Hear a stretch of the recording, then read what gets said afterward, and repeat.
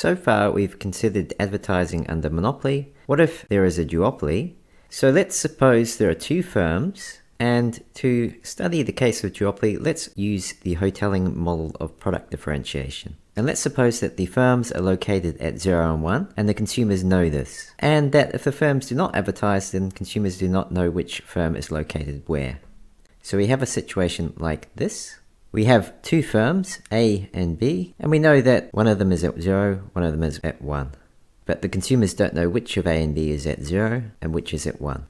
If neither firm advertises their location, then consumers will act as if the two goods are identical. And so all they will care about is price. We will have Bertrand competition, and prices will be equal to marginal cost in equilibrium.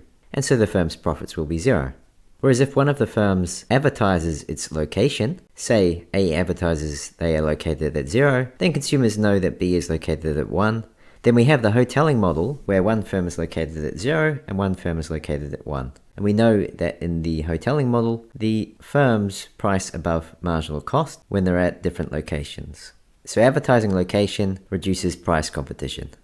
So to summarize, informative advertising of a product's characteristics may reveal the product differentiation between firms and so reduce price competition.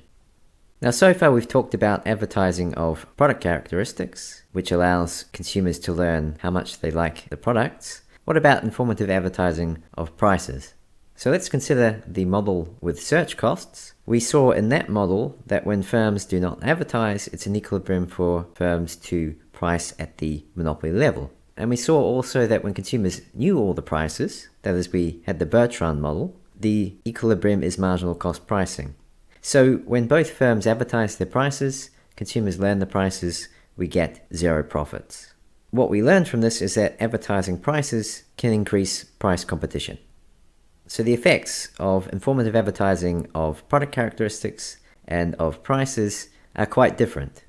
Informative advertising of characteristics reduces price competition, and informative advertising of prices may increase price competition.